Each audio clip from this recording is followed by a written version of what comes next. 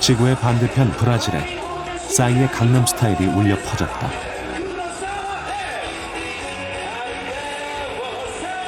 세계 최대 규모의 삼바 축제가 싸이의 공연으로 시작하면서 열기를 가했다.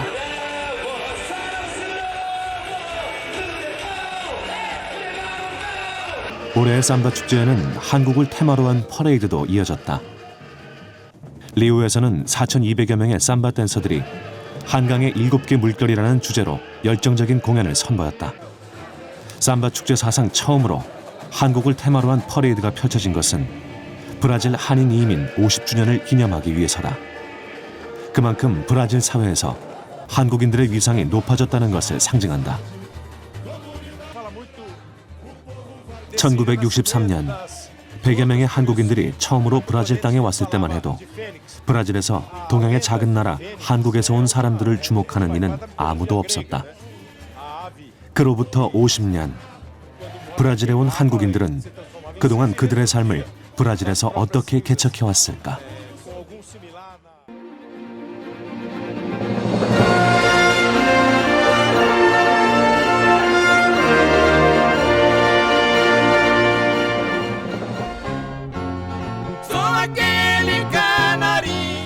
낭만과 정열이 흐르는 삼바 축제의 나라 브라질. 세계에서 5번째로 큰 땅과 2억 명 인구를 자랑하고 지구의 허파 아마존을 끼고 있는 세계 7위의 경제 대국. 130여 개의 다양한 인종이 모여 삶을 이루는 다민족 국가. 문화적 다양성을 바탕으로 무한한 발전 가능성을 가진 기회의 땅, 바로 브라질이다.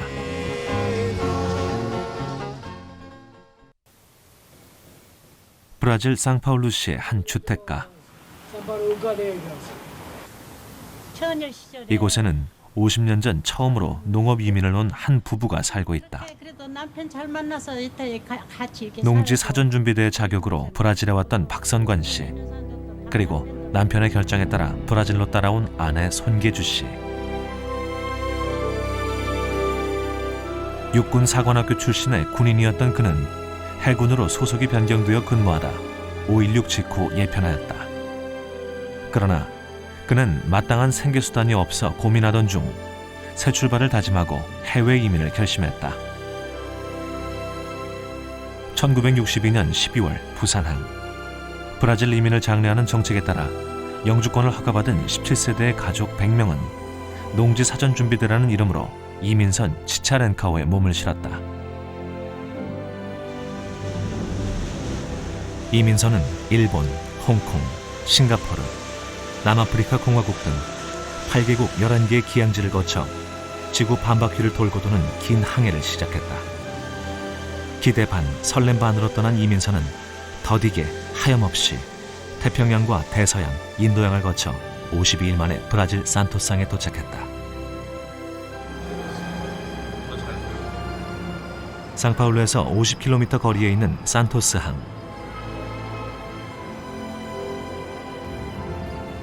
지금은 화물을 선적하는 곳이지만 50년 전만 해도 해외 이민자들이 브라질로 들어오는 첫 관문이었다. 1963년 2월 12일 이민선을 타고 온 한국인 이민자들은 브라질 땅에 첫 발을 내딛었다. 당시 브라질 신문은 한국인들의 브라질 공식 이민을 알리기도 했다. 산토스에 도착해가지고 상륙한 후로요. 후로 어떻게 하냐면 먼저 해결할 것이 뭐냐면 말입니다. 이 법적 지위를 획득해야 됩니다. 이민 1세대의 브라질 정책은 순탄치 않았다. 영농 이민 자격으로 왔지만 브라질로부터 영주권을 받을 수가 없었다. 당시 정치적 격변기였던 한국 정부는 브라질 정부와 이민 조건에 대한 협상이 끝나지 않은 채로 이민자들을 떠나보냈기 때문이다. 영농 이민으로 왔으니까 땅을 토지를 사가지고 그 문서를 말이야 만들라. 그렇게 하지 않으려면 뭐냐면 농장 주인한테 가서 아무 농장 주인한테 가가지고 고용 계약을 하라 이렇게 했어요. 그렇게 하게 되면 영주권을 신청할 수가 있고 영주권을 확보를 할 수 있다. 우여곡절 끝에 영주권을 받아 본격적인 이민 생활을 시작했다. 농사를 지어본 경험도 없고 말도 통하지 않는 이국 땅 브라질에서 박성관 씨 가족에게 쉬운 일은 하나도 없었다. 한 번은 병 한 번 걸려가지고요. 뉴캐슬은 병이 걸려가지고서 한 250마리 정도는 죽었습니다. 그래서 갖다 판매됐고 말이죠. 전기도 없고 사실 이제 해가 지면은 들어가서 빨리 들어가야 되잖아요. 그러니까 이제 해가 지기 전에부터 다 하고는 좀 일찍 들어가서 들어넣어서 해는 져서 어두운데 찾아오는 사람 하나 없어가고 내가 이제 들어넣어서 그 노래를 막 울면서 노래를 하면 저희도 뒤에서 훌쩍훌쩍 하는 소리가 나요. 그 정도로 정말 애로운 생활을 했어요. 이민을 물리고 한국으로 되돌아갈 수도 없는 현실. 서러운 삶의 연속이었다. 그래도 그 시절을 버틸 수 있었던 건 의지할 수 있는 사람이 있었기 때문이다. 정신없이 살아온 삶, 박성관 씨 부부에게 어느새 50년의 세월이 흘렀다. 그런데 박성관 씨 부부보다 먼저 온 사람이 있었다. 바로 1956년 브라질에 온 문명철 목사다. 오늘 우리 산파울로 동양선교교회가 31세 31살 된 이날을 맞이해서 그리고 우리 상파울로 한인교회 원로 목사이자 대학 교수로 한인들의 존경을 받고 있는 문명철 목사. 그는 정식 이민을 온 것이 아니었다. 그는 포로 수용소 출신의 반공 포로였다. 남한과 북한행을 결정해야 했던 시기, 그는 자신의 운명을 결정해야 할 중요한 선택의 갈림길에 서야만 했었다. 한국 전쟁이 일어나고 인민군에 끌려 평양까지 끌려갔던 그는 도망치는 과정에서 유엔군에 잡혀 거제 포로 수용소로 끌려갔다. 총을 들어본 적도 없고 전쟁터에 나가본 적도 없는 전쟁 포로. 3년간의 전쟁이 끝나고 포로들은 자신의 운명을 선택할 기회를 맞게 된다. 우리 포로들한테는 두 가지 길이 결정되어 있었어요. 하나는 자기 고향 북한에 들어가는가, 하나는 남한에 남는가, 두 가지 길이 열려 있었는데 나는 북한에 갈 수 없다는 건 여정이고 내가 남한에 가면 참판선이 기다렸고 북에 대한 소식을 알지도 못하고 북한 하늘을 쳐다보면서 매일같이 정서적으로 내가 견딜 수 있을 것 같잖아. 1953년 8월 27일 포로들은 판문점에서 자신의 길을 선택했다. 기독교 집안이었던 문 목사는 북으로 갈 수 없었다. 그렇다고 남에서도 마음이 편치 않을 것 같았다.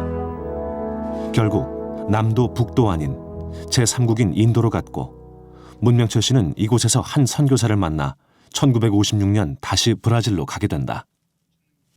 마치 누가 부른 것처럼 브라질에 가려고 결심하고 그래서 아무것도 아는 것도 없고 아무것도 없었지만 브라질에 온 거야. 여기에 한 50여 명 같이 왔어요. 브라질에. 이념도 사상도 없던 그는 종교의 꿈을 실현하기 위해 제3국인 브라질을 선택했다. 어머니 평생의 꿈이었던 목사의 길. 역사의 소용돌이 속에서 원치 않은 반공 포로가 됐지만 그는 브라질에서 그의 꿈이자 어머니의 꿈을 이루며 살아가고 있다. 초기 이민자들이 브라질에 온 경로는 다양했다. 브라질 상파울루의 리베르다지 거리. 오가는 사람들 사이로 보이는 동양인 백발의 노인. 유난히도 왜소한 체구. 그는 1962년 한국에서 문화사절단이란 이름으로 브라질에 이민을 왔다. 공식적인 농업 이민이 시작되기 1년 전이었다. 그가 미련 없이 떠나왔던 한국. 그런데 요즘은 나이가 들어서 그런지 자꾸만 한국 소식이 그립다. 몸은 여기 와 있지만 역시 한국 사람이에요. 나이 먹으면서 더 해요. 더 궁금해요, 그죠? 뭐 서울, 부산 할 것 없이. 브라질 이민 역사의 산 증인으로 불리는 그가 한국을 떠나온 건 적지 않은 나이 44살 때 일이었다. 상파울루에서 빠루라 불리는 담배 행상을 하던 게 엊그제건만 어느새 반세기가 흘렀다.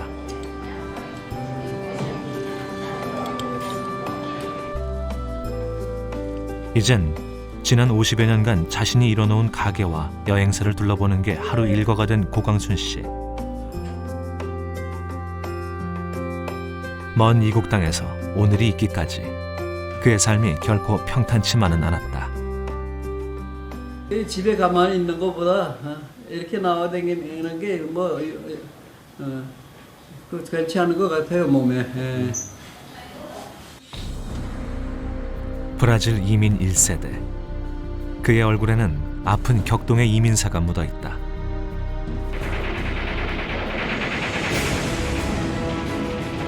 독립운동가의 후손이자 김일성 대학을 졸업한 평양 엘리트 출신.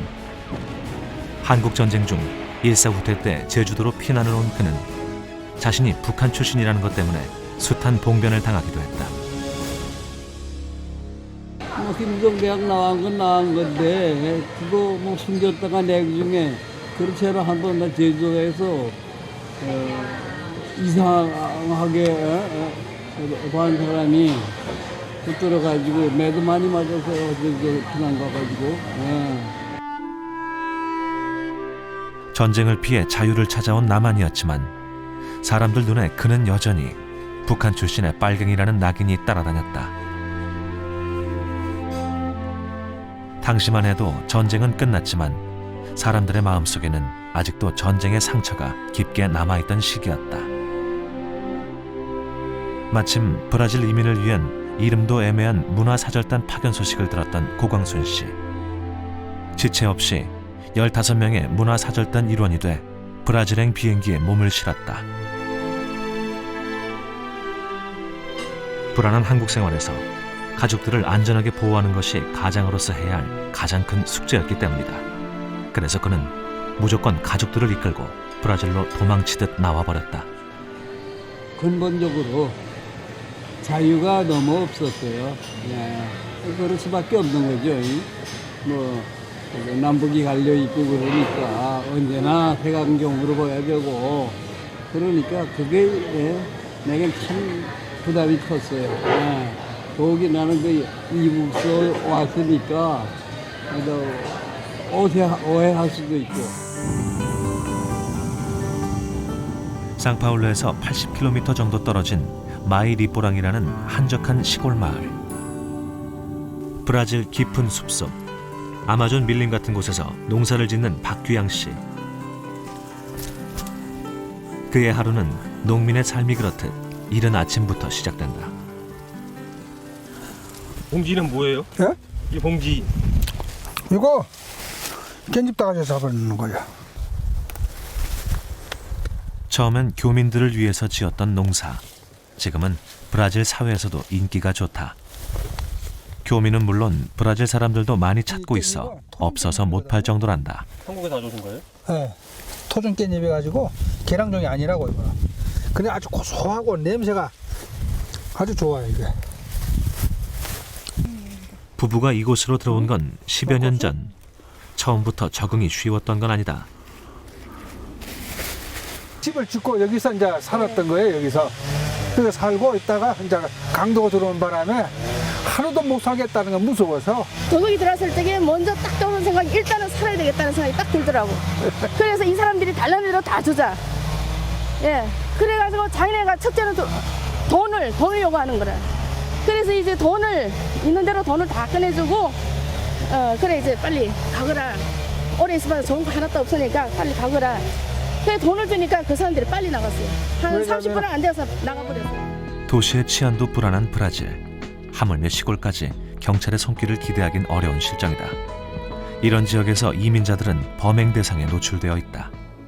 도둑이 안 들어왔으니까 괜찮은갑다 하고 그냥 살았죠. 무서우면서도 살았죠. 그런데 마지막 3년 좀 지나서 도둑이 들어왔으니까 다 뺏기고 그러고 살고 싶은 생각이 없더라고요. 그 뭐 부탁했다 그러더라고. 우리 높은 데 있지 저쪽에. 그럼에도 부부는 이곳을 떠나지 않고 거주지는 도심으로 옮기고 매일 아침 이곳으로 출근을 하며 농사를 짓고 있다. 저는 한국에 전에서부터 이런 농사 심는 거 전혀 할 줄 몰랐어요. 저는 할 줄 몰랐는데 심으면은 나오고 또 팔면은 돈 되고 그래서 재미가 붙더라고요. 지금은 이런 일에 대해서 저 실증을 안 느껴요. 예, 참 좋아요. 세상에 살면서 만족하게 사는 사람이 없더라고. 우리 참 사람이 계시지만은 내가 이 행복하다 하는 사람이 없어요. 그런데 행복이라는 것은 자기가 만든다는 걸 생각해야 돼. 서로의 상처를 안고 브라질에서 다시 부부의 연을 맺은 두 사람. 그들에겐 이 브라질의 들판이 제2의 고향이 되었다.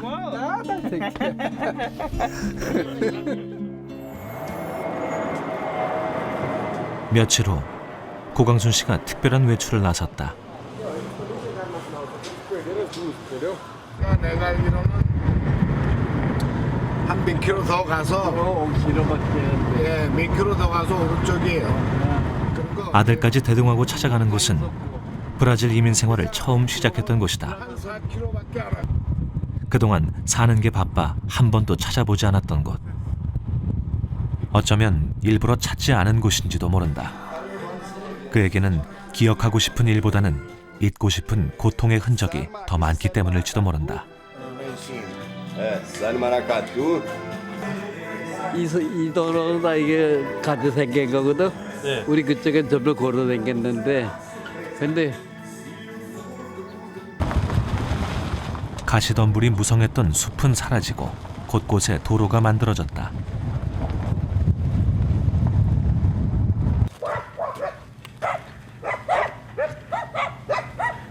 그지? 여기 한국 사람 살았고 이 사람이 40몇 년 됐대. 아, 야, 그래서 여기도 살았고 여기도 살고 저기도 살고 그랬대. 이렇게 푹 파였다고요. 그러니까 여기가 맞아. 아버지 여기가 조도깨비네. 어. 무슨 소리인지 알죠? 이렇게 올라서 올라왔잖아요. 알았어. 저 집 있는 데서부터 대비 이렇게 해가지고 이 땅까지 해가지고 이렇게 해가지고 시발길 그러니까 6만 평. 그게 이제 내가 샀고 여기 여 집은 이거 저중선. 브라질에 온 일행들은 농업 이민의 자격을 얻기 위해 십시일반 돈을 모아 땅을 사고 농사를 지었다. 브라질 최초의 한인 농장. 그래서 이름도 아리랑 농장이라 불렀다. 우리 집은 여기 있었고. 길을 넘는 지풀 사이로 들어갈 수도 없는 옛집의 흔적. 1963년 3월 18일 처음 이민 와서 손바닥만한 방에서 6명의 식구가 옹기종기 모여 살다 손수 벽돌을 올려 만든 이 집에 가족들과 처음 들어오던 날, 고광순 씨는 50년의 세월이 지났지만 그때의 감동을 생생하게 기억하고 있다. 감개무량하죠. 그래도 처자식 때밀고 여기 와서 뭐 농사인민이 농사를 지어야 되겠고 그래서 땅을 샀는데 그 후에 뭐 여 알아보니까 뭐 여기 와서 사는데 농사인민이라고 농사 짓지 않는다고 뭐 내보내지 않으니까. 브라질 산골짜기로 간 한인들은 물과 전기를 끌어와 손수 집을 짓고 학교를 만들어 아이들을 키웠다. 그리고 땅을 일궈 토마토, 상추 같은 농사를 지으며 브라질의 삶을 개척해갔다. 1963년 첫 농업 이민 이후 5차례에 걸쳐 1,300여 명의 한인들이 농업 이민으로 브라질에 속속 도착했다. 50년이 흐른 오늘, 이제 이곳에 한인들은 없다. 낯선 이국 땅에서의 농사는 갈수록 적자였고 더욱이 아이들 교육이 가장 큰 문제였다. 결국 한인들은 농민의 삶을 포기하고 이주를 결심한다. 건물을 짓는 게 학교가 아니고요. 그저 가금을 비슷한 거예요. 학생이 몇이나 있었냐면 그때 저희 아이들까지 합쳐서 말입니다. 9명 있습니다. 통틀어서. 네. 애들 우리 아이들이 들어가기 전에는 어떠냐면 5명인가? 그거밖에 없었어요. 그래서 이건 안 되겠구나. 이제 이 이상 여기 있을 수가 없구나. 그래서 5년 만에 거기서 뭡니까? 산파울로 이사를 나온 거죠.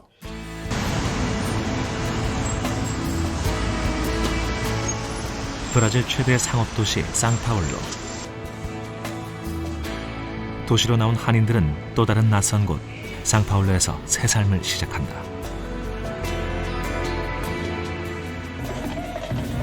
브라질 한인 이민 50주년을 기념하는 패션쇼가 서울에서 열렸다.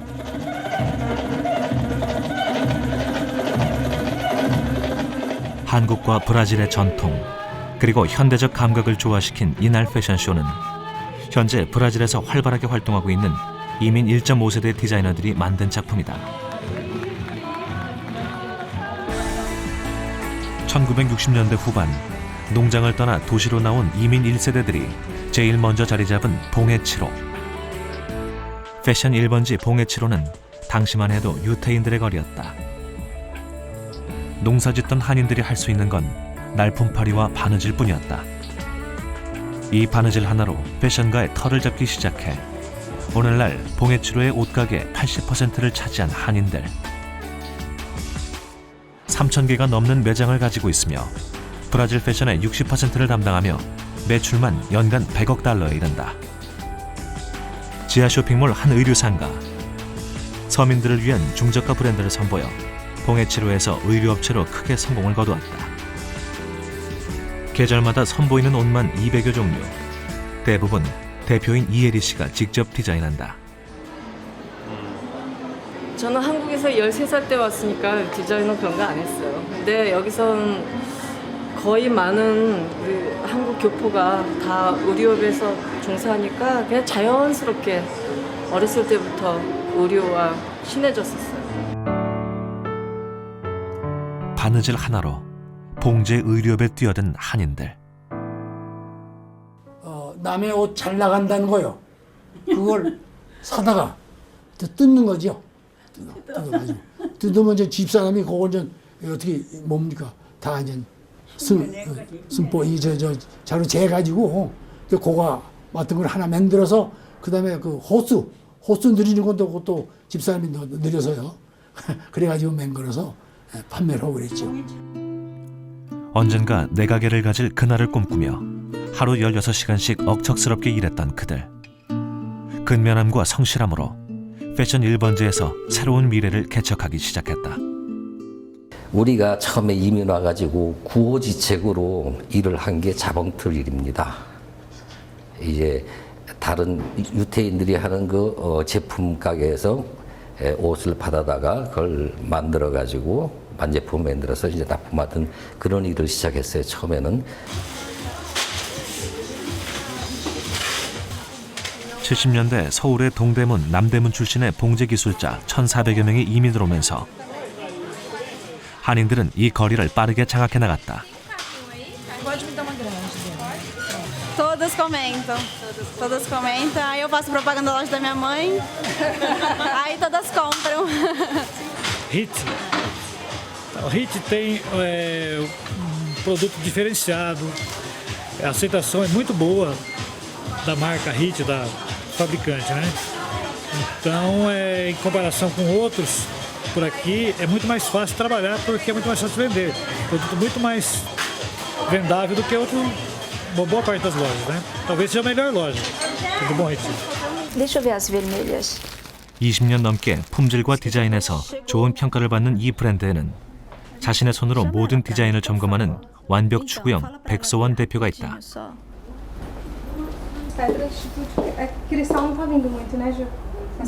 잠 자면서도 제품이고 일어나서도 제품이고 진짜 24시간이 제품이었었어요.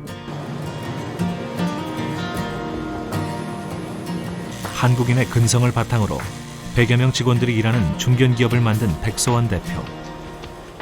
70년대 옷가게를 운영하는 부모님을 따라 옷을 뜯고 자르며 디자인을 배웠던 그녀.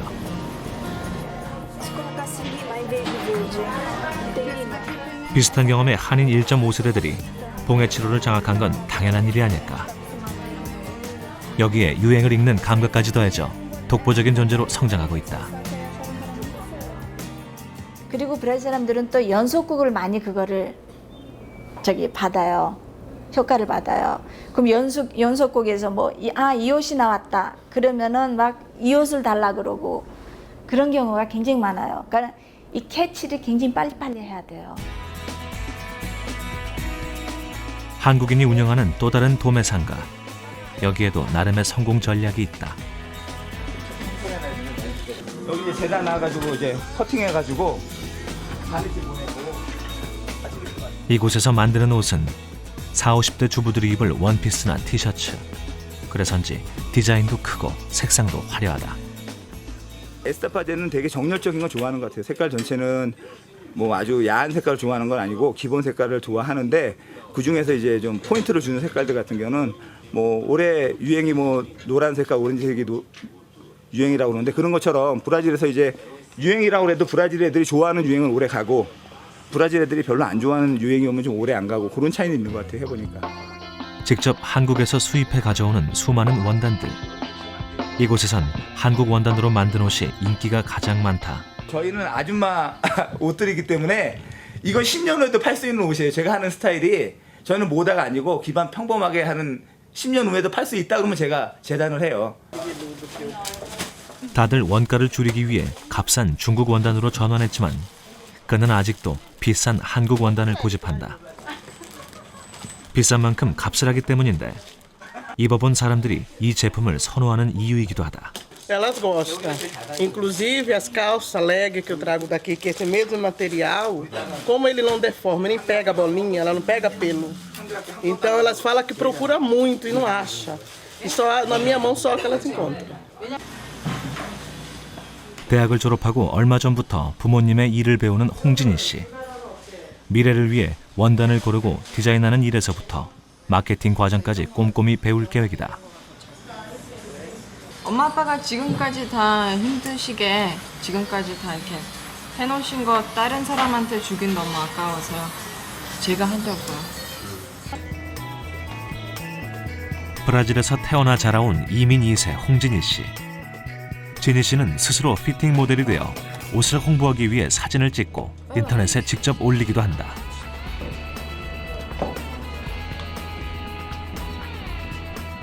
그녀가 입어야 할 옷은 40여 벌. 옷과 신발의 조화를 위해 같은 과정을 수십 번 반복하고 있다. 그러고 있어요. 부모님의 회사를 이어받기 위해 처음부터 차근차근 준비해오고 있다.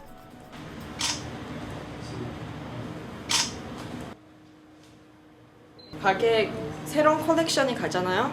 근데 이제 잘 팔게 이 옷도리하고는 이 바지가 맞습니다. 이렇게 다 팔 수 있게 이 신발은 이 옷에 맞는 이렇게 할 수 있는 거를 지금 사진 찍어서 다 보낼 거예요.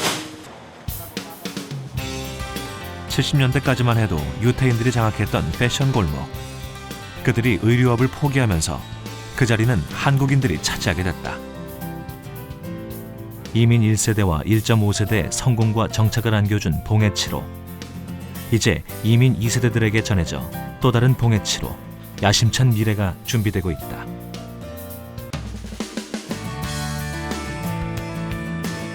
(130여) 개의 인종이 모여 사는 다민족 국가. 2억 명의 인구 중 한인수 6만여 명. 그 비율은 0.1%도 되지 않는다. 하지만 주류 사회로의 진출을 꾀하며 영향력을 키워가고 있다.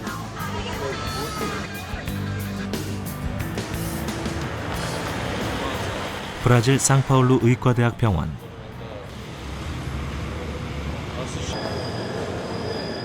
브라질의 유전학 분야에서 독보적인 존재로 성장한 김정혜 박사. 여기 이제 환자가 기다릴 동안 여기서 이제 그림 그리고 이제 있는 거죠. 기다리는. 김 박사의 진료 대상 환자는 희귀, 난치성 질병을 앓는 아이들. 그녀가 의사를 결심했던 것도 이민 초기 어린 동생의 아픈 기억 때문이다. 브라질에 이민 온 지 얼마 안 돼서 말도 잘 모르고 그러는데 저희 동생이 다쳤어요. 막내가. 근데 막 피를 흘리고 다쳤는데 그냥 그러니까는 너무 황당해갖고는 병원에 갔는데 말도 잘 모르고 이러다가 보고서 그게 제가 어렸을 때 의사가 꼭 필요하구나 집안에서. 이렇게 아프고 그럴 때 누군가가 이걸 갖다가 해줘야지 너무 황당하더라고요. 그래서 그때 제가 사실로 의대를 택했어요. 한국에서 중학교를 다니던 중 부모님 뜻에 따라 브라질에 온 그녀. 의학 공부를 하면서 유전학에 관심을 갖게 된다. 사촌간에도 결혼이 허락되는 브라질 사회. 이로 인해 어린이들의 희귀 난치병이나 사망에 이르는 유전병이 많다. 최근 들어 브라질도 이 분야에 관심을 갖기 시작하면서 김정혜 박사의 역할이 매우 중요해졌다. 거진 신생아실에서 죽는 애들의 3분의 1이 유전병이에요. 그래서 그런 애를 이제 병명을 찾아내고 이게 왜 이 부모들한테 이런 일이 생겼나. 그리고 이제 리스크는 다시 임신했을 때 얼마나 되느냐. 그럼 뭐를 이 환자한테 도와줄 수가 있을까. 그걸 하는 거죠. 김정혜 박사를 비롯해 의사가 된 한인은 약 200명 정도. 인종차별 없이 의사로서의 삶을 보장받는 브라질 사회.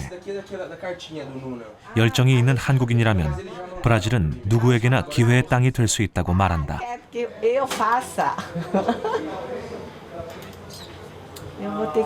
아무래도 이제 이민 사회니까, 그러니까는 우선 돈을 빨리 버는 사업을 추진하게 되잖아요.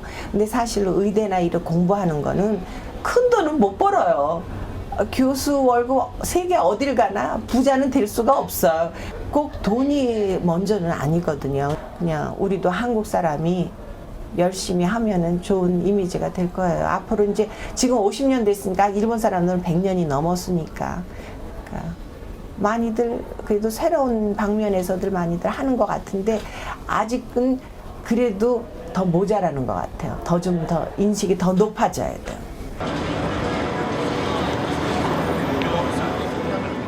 상파울루주 연방법원. 지난 2001년부터 이곳에서 판사로 일하고 있는 김상덕 판사.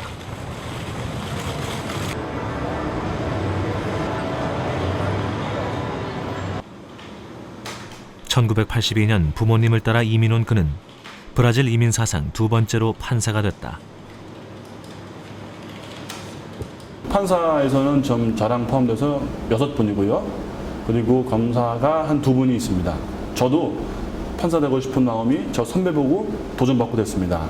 또 저희 후배들도 저와 같이 저와 저 선배가 되는 거 보고 도전받고 계속 많이들 공부하고 마음을 두고 있습니다.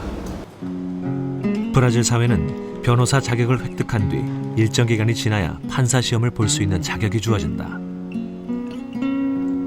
현재 한인 변호사의 수는 100여 명인데 비해 판검사의 수는 손가락에 꼽을 정도로 적다. 김상덕 판사는 한국인들이 주류 사회로 진출하기 위해선 이민 2세대들의 도전 정신이 필요하다고 말한다.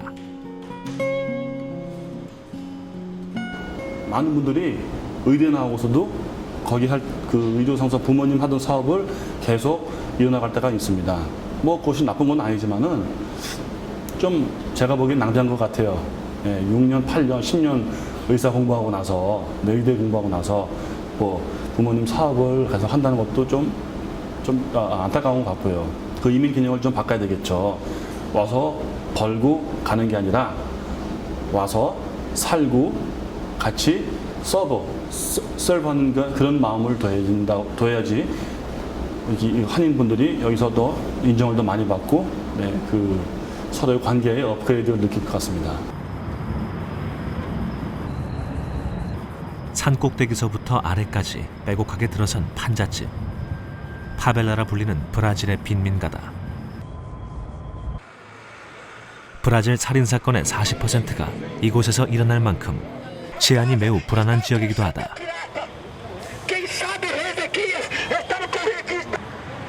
파벨라에서 가까운 거리에 있는 한인복지회. 한 달에 한 번 이곳에선 빈민들을 대상으로 한인들의 의료 활동이 진행된다. 브라질 사회정착에 여념이 없던 한인들이 나눔을 실천코자 계획된 활동으로 찾아오는 환자는 하루 350에서 400여 명. 신분증만 가져오면 진료는 모두 무료다. 8시 반 일찍 오시는 대로 일찍 접수를 해주세요. 연세 드신 분들 오래 기다리시면 힘드시기 때문에. 브라질의 의료 제도는 무료 진료를 받을 수 있는 공공의료보건 체계가 발달했다.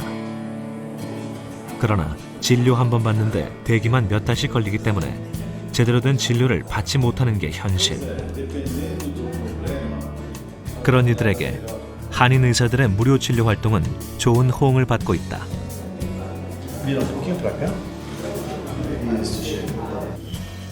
진료 과목도 치과를 비롯해 내과, 이비인후과에서 한방, 척추 교정까지 다양하다. 기본 허리가 아픈 환자들은 우리 한국에는 뜸도 뜨고 부항도 뜨고 또 기가 있어서 이렇게 온열기로 치료해 주는데 여기는 그런 시설이 전혀 없어요. 많이 도움이 되겠죠. 주민들에게 인기가 좋은 한방 치료. 하지만 의료기구는 낡은 기계 한 대가 전부다. 실질적으로 허리가 아프다, 이게 아프다 그러면은 실질적으로 경제적인 것도 힘들고 또 수술하고 난 뒤에 자기가 바로 먹고 살아야 되는 그런 그 봉제 공장을 하기 때문에 그런 어려운 점 때문에 바로 침을 오는데 또 침은 한 두세 번 맞으면은 바로 효과가 나서 그 다음날 또 일할 수 있어요. 한방 치료에 익숙하지 않은 환자들은 치료 방법에 당황하기도 한다.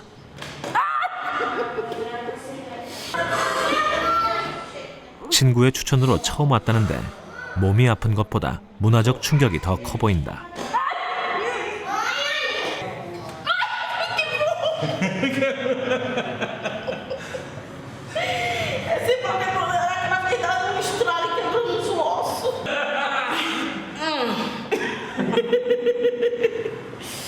Tá melhor? Tô. Como é que tá? Tudo quebrado? Tá melhor? Eu pensei que torava me colou no meio. Quando tava fazendo muito, mas agora tô melhor. Os outros médicos vêm e aquela demora de atender. Aqui eu cheguei e não demorou de ser atendida não, né? Tá bom, doutor, fazer careta? É? Vou fazer. 한국 사람이 또 브라질 사회에서 얼마나 기여를 할 수가 있고 그리고 우리 1.5세들이 우리 2세들을 위해서 터전을 만들어줘야 되는 게 저희들이 할 일이라고 생각해요. 환자들은 진료비 대신 자신이 가져올 수 있는 것들로 고마움을 표시한다. 여긴 주스도 어떤 사람은 주스도 가져왔고 이것저것 다 가져왔어요. 고마워서 서로 나눔을 나누자고 이거 갖다 주면서 다른 사람이 또 불쌍한 사람한테 나눠줄 거 아니에요. 그러니까 이걸 도와주는 거니까 서로. fazer limpeza, cera, como é que chama cera?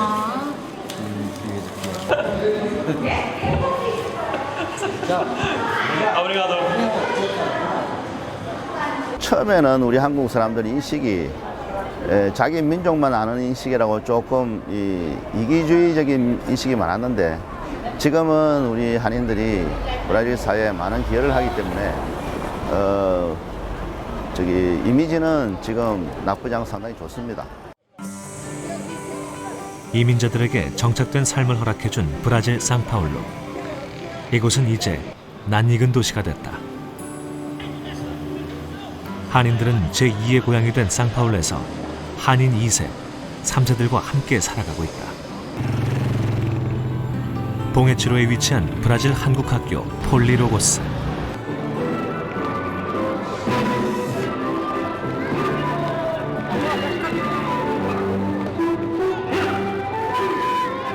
점심시간마다 들려오는 익숙한 소리. 운동장에 모인 아이들은 익숙하게 노래에 맞춰 국민체조를 한다. 마치 한국의 80년대를 재현한 듯한 분위기. 한국을 잊지 말자는 취지에서 교사들이 제안을 시작했지만 지금은 학생들의 반응이 더 좋다고 한다.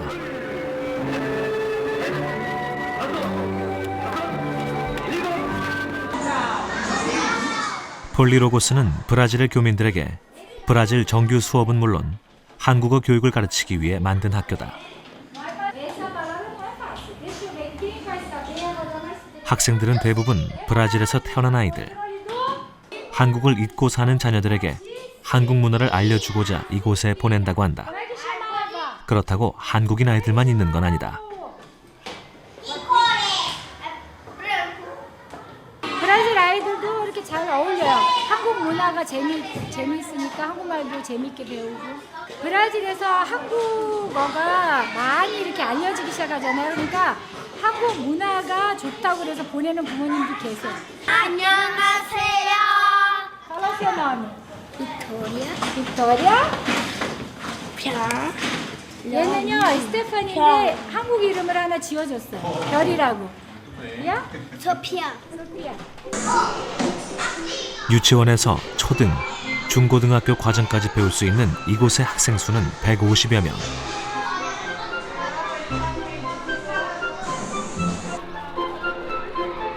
이들은 얼굴은 한국인이지만 지구 반대편의 나라 한국에 대해 사실상 아는 게 별로 없다. 그런 아이들이 축구의 나라 브라질에서 한국에 대해 관심을 갖게 된 건 2002년 월드컵 때의 일. 이에 학교는 학생들에게 한국에 대한 자긍심을 심어주고자 다양한 문화 행사를 만들어냈다. 대표적인 문화 행사가 바로 독도의 날이다. 영상 교육을 통해 일본해가 아닌 동해, 독도는 한국 땅임을 가르치고 있다. 우리가 우리 아는 친구들한테 이렇게 독도라는 섬에 대해서, 그리고 지금 일본에서 그리고 지금 한국에서 어떤 일이 벌어지는지 자기가 아는 친구들에게 이렇게 설명해 줄 수 있어요. 독도와 관련해 벌어지는 한일 문제를 알리는 한편 아이들이 직접 태극기와 대한민국 지도를 그리고 독도 티셔츠를 만들어 입는 행사를 통해 독도의 중요성을 알리고 있다. 우리 학생들에게 독도가 우리 땅이라는 역사적 당위성을 학생들에게 설명하고 그런 행사를 통해서 브라질 사회에 알리고 또 브라질에서 잘못되고 있는 부분들을 인터넷을 통해서 또는 투고를 통해서 향후 알릴 계획입니다. 브라질의 한국 교민은 약 6만여 명. 90%가 봉해치로에 모여 살며 패션 산업의 60%를 이끌고 있다. 이민 반세기 만에 브라질 사회에서 상당한 위치로 자리 잡은 한국인들. 2010년에는 한인들의 오랜 수건이 이루어지기도 했다. 바로 상파울루주가 봉해치로를 코리아타운으로 지정한 것이다. 놀라운 건 예산이 지원되도록 조례로 정한 것인데 이는 브라질 최초의 일이었다. Esses 60.000 são um número qualificado, são pessoas que vieram para cá, trabalharam muito, se dedicaram ao comércio, aos seus negócios, criaram seus filhos. Nós já estamos vendo segunda, terceira, quarta geração de coreanos que já estão radicados na nossa cidade. Essas pessoas todas estão integradas à sociedade brasileira. Então, parece ser um número ainda não muito grande, mas é um número expressivo em termos de qualidade. Todos eles muito bem educados, todos eles preparados para o trabalho e todos eles produzindo para a nossa sociedade, ajudando a nossa cidade a se desenvolver. 인생의 56년이란 시간을 브라질에서 보낸 문명철 목사. 그는 우리에게 보여줄 게 있다며 장롱 깊숙한 곳에서 무엇인가를 꺼내 보였다. 포로통에서 포로들한테 입으라고 준 건데 난 이거 입지 않은 그 어머니가 둬둔 거지. 예. 굉장히 오래된 거네. 그때 이거 북한에서 이거 하나면 그렇게 비쌌어요. 남한부터 밀수 안 건데 어머니가 이거 나한테 사주고 싶어서 그런데 사 못 줘서 어머니 생각이건. 그러니까 내가 만약에 죽게 되면 아마 내 관에다 이거 여달라고 할 거예요. 가슴에 사무치는 어머니. 브라질에서 제2의 삶을 찾았지만 그는 여전히 어머니가 그립고 어머니가 있는 한국 하늘이 그립다.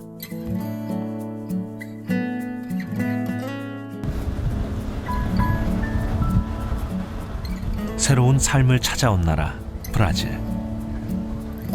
이민 1세대 고광순 씨에게 이곳은 특별하다. 브라질에 함께 온 15명의 문화사절단. 그와 아리랑 농장을 만들고 함께 텃밭을 일구던 동료들이 여기에 잠들어 있다.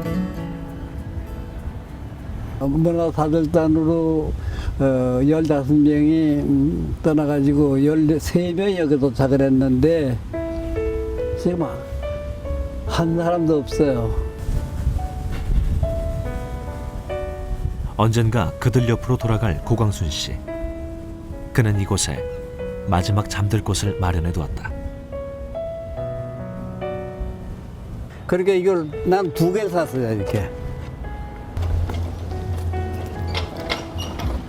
이게 내가 들어갈 땐가 봐.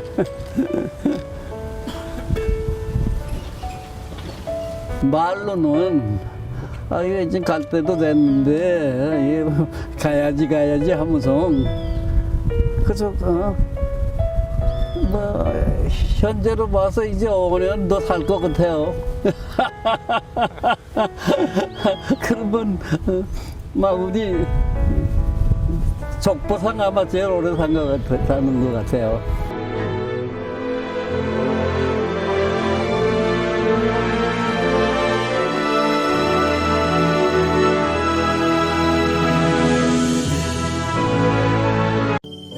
수신료의 가치를 실현합니다.